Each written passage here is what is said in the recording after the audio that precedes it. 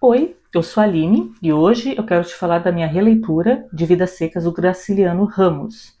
Se eu te disser que essa é a terceira vez que eu tô fazendo esse vídeo, tu acredita?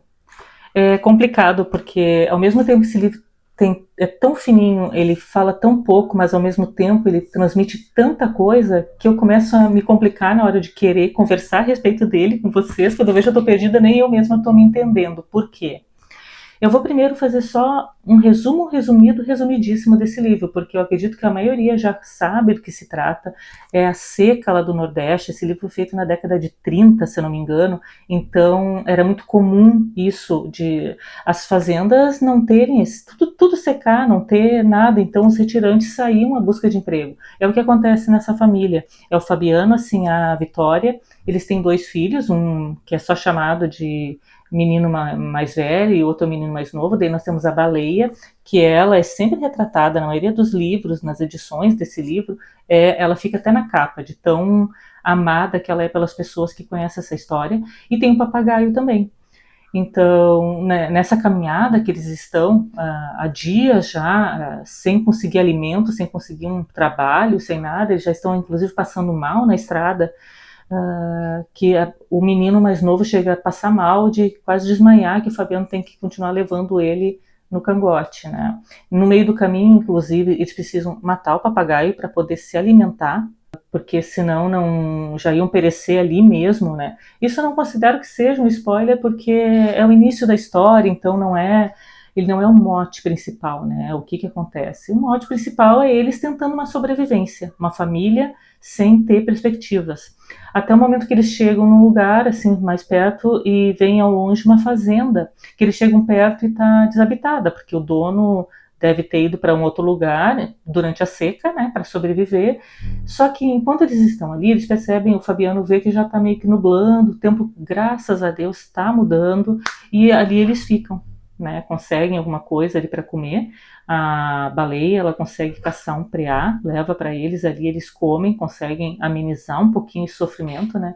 E passado um tempo chega o dono da fazenda, ele retorna e combina com o Fabiano de o Fabiano continuar ali com a família em troca de um salário, em troca de ficar ali, né, de um lugar para eles morarem. E ali se dá esse acerto durante muito tempo. Só que assim, a Vitória, ela já tinha, normalmente ela fazia os cálculos de quanto que eles tinham que receber, blá, blá, blá. Só que todo mês o patrão dava sempre menos, dizendo que era questão de juros, que é isso mesmo, que está certo. E aos poucos eles viram que mal dava para se manter ali, né? Mas só que o Fabiano não tinha que fazer. Um dia ele chegou até, inclusive, a reclamar com o patrão dele isso, que estava muito desconto. Disse, não, se tu quiser, tu pode ir embora, então. Né? Aí fica muito fácil, né? Aí o Fabiano teve que ficar quieto. Ele era uma pessoa de pouco argumento, porque a família inteira eles não tinham instrução nenhuma. Então, inclusive, o vocabulário deles é muito restrito. Assim, eles falam mais por gemidos e os próprios silêncios deles, às vezes, falam mais do que as próprias palavras, né? E nesse meio tempo, passa um tempo e quando vê, o tempo vira de novo. Eu não sei se não chegou a passar um ano disso, em que eles estavam ali bem felizes, né? Começa a virar o tempo de novo. Mas eles estão se mantendo, eles só vão percebendo os presságios, né? E chega um dia em que a baleia fica dodói, ela começa a ficar ruim e começa a piorar. E o Fabiano já começa a ficar preocupado, porque ele disse que ela estava desconfiava que ela estava com hidrofobia. Era uma doença muito comum lá daquela época, inclusive por isso que eles botavam nomes de animais marinhos nos animais deles para atrair coisas mais de água, né? Por causa dessa doença, para evitar a hidrofobia, que é a mesma coisa que a raiva. E o Fabiano começou a ficar com medo, porque se fosse a hidrofobia, eles teriam que sacrificar a baleia, porque senão eles corriam risco, porque ela podia machucar as crianças, né? E ele conseguiu convencer e acabou sacrificando a baleiazinha. Essa foi a grande tristeza de todo mundo, e inclusive das pessoas que leem, porque todo mundo se apega muito à baleia em muitas circunstâncias, porque esse livro ele é todo por capítulos, tá? Então cada capítulo fala de um personagem, inclusive tem até a da baleia, cada capítulo é um personagem. E demonstra que a baleia tem muito sentimento, ela é mais humana do que, tem muitas reações mais humanas do que os próprios personagens ali, que eles são muito secos e crus pelas dificuldades, né? A baleia, ela tem pensamentos mais amenos, porque o livro retrata isso. Inclusive, no momento da morte dela, Eu anotei aqui uma frase que são os últimos pensamentos da baleia. Baleia queria dormir. Acordaria feliz no mundo cheio de preás e lamberia as mãos de Fabiano, um Fabiano enorme. As crianças se espojariam com ela, rolariam com ela num pátio enorme, num chiqueiro enorme. O mundo ficaria todo cheio de preás gordos e enormes. Esses foram os últimos pensamentos da baleia. E aí ela pereceu, né? E passado um tempo, como eu disse, o tempo já estava prenunciando que começaria tudo de novo. Então eles acabaram tendo que sair de novo da fazenda em busca de um lugar melhor, porque a fazenda de novo já não dava mais o sustento deles. Ou seja, esse livro ele é cíclico. Ele gira em torno dele mesmo, porque o livro mais ou menos acabou da maneira que ele começou, eles na estrada em busca de sobrevivência. Agora eu quero falar um pouquinho a respeito das minhas percepções além da história. São coisas que aconteceram aqui que me linkaram com outros livros que eu li e que, mesmo sendo em ambientes diferentes, o mote é o mesmo, né? Em primeiro lugar é pela fome, a fome que eles passaram, a ponto de eles chegarem num limite, que teve um momento no início do livro que o Fabiano disse, a gente agora a gente vai morrer, a gente não tem mais como aguentar, a gente já está assim no auge. Então, e do nada, a baleia apareceu com um preá na boca. Foi o que salvou a vida deles. Tipo assim, o próprio Fabiano já sabia que ali era a morte para eles, porque eles não iam mais aguentar andar muito mais. Isso me lembrou imediatamente o livro A Estrada, do Cormac McCarthy. Eu não sei se tu conhece essa história, se tu já leu sobre esse livro, ou esse livro, que é a história de um pai e um filho. Eles estão no mundo pós-apocalíptico, que houve, não sei se houve uma bomba, o que foi, que destruiu com o mundo. A princípio aparecem eles dois andando numa estrada, então o que é pior? Queimou tudo, teve muita queima, então tu não conseguia encontrar uma árvore frutífera, uma horta, uma coisa para comer. O que eles conseguiam era entrando em supermercados abandonados, postos de conveniência, e já estava tudo devastado, porque não eram só eles os sobreviventes estavam espalhados, né? Tanto é que tinha muita hostilidade.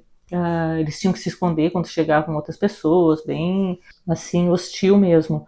Mas não é isso que eu quero falar. Eu quero falar a respeito da fome dos dois, o pai e o filho.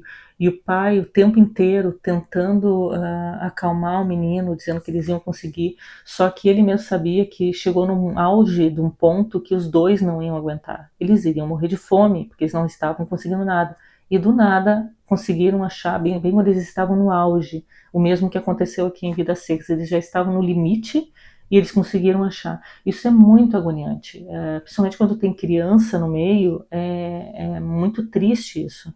E Vidas Secas e A Estrada, eles, mesmo sendo em realidades diferentes, eles falaram sobre a mesma coisa, né? E é terrível do mesmo jeito, dos dois jeitos é terrível. A outra parte que eu quero falar é sobre o abuso de pessoas mais instruídas sobre as pessoas menos instruídas. Aqui nota-se claramente o quanto o patrão do Fabiano passou a perna na família, ele tirou vantagem da inocência, da humildade, da falta de conhecimento dessa família para tirar vantagem em cima deles, né? Em cima do trabalho, em cima dos descontos, mesmo sabendo que eles viviam muito precariamente, não foi suficiente para ele ter um pouquinho de empatia e tratar eles com um pouquinho mais de respeito, né? Assim, a Vitória tinha um pouco mais de conhecimento, então quando o Fabiano ia receber o salário com o patrão dele, ele já ia mais ou menos sabendo quanto que daria, e o patrão vinha com um monte de desconto lá, de um monte de coisa, de juros, e acabou que o Fabiano acabava ganhando só para o mínimo da subsistência, como eu disse antes, né? E acabou com o tempo até devendo para o patrão. Ele trabalhava para pagar a dívida dele, né? Isso me levou imediatamente ao livro que eu acabei de ler, inclusive eu já fiz resenha para o canal, que é o livro A Pérola, do John Steinbeck, se tu quiser dar uma olhadinha lá, que fala de um pescador indígena que ele achou uma pérola absurdamente grande, que aquilo nitidamente todos perceberam que valeria uma fortuna, e ele foi tentar vender na vila, e lá eles se aproveitaram da inocência e da falta de conhecimento, da pobreza dele, da necessidade dele, da família, para querer pagar um valor absurdamente baixo, tirando proveito disso, querendo levar vantagem disso. E foi onde começou todo o desenrolar daquela história. Ou seja, tanto em A Pérola como em Vidas Secas, há o abuso do maior para o menor, né? Isso é retratado em vários livros, né? Então são as duas coisas que mais me chamaram a atenção nesse livro aqui. Enfim, é um livro que eu adorei reler, como eu disse, já com percepções bem maiores do que da primeira vez que eu li. Eu vou querer reler ele em outro momento e tenho certeza que eu vou enxergar mais coisa ainda, porque eu já vou ter mais bagagem, vou ter lido mais livros, visto mais coisas nessa minha vida e ele só tende a crescer, tá? Eu espero que tu tenha gostado desse vídeo. Se tu gostou, te inscreve no canal, dá um joinha aí e a gente se vê na próxima resenha. Tchau!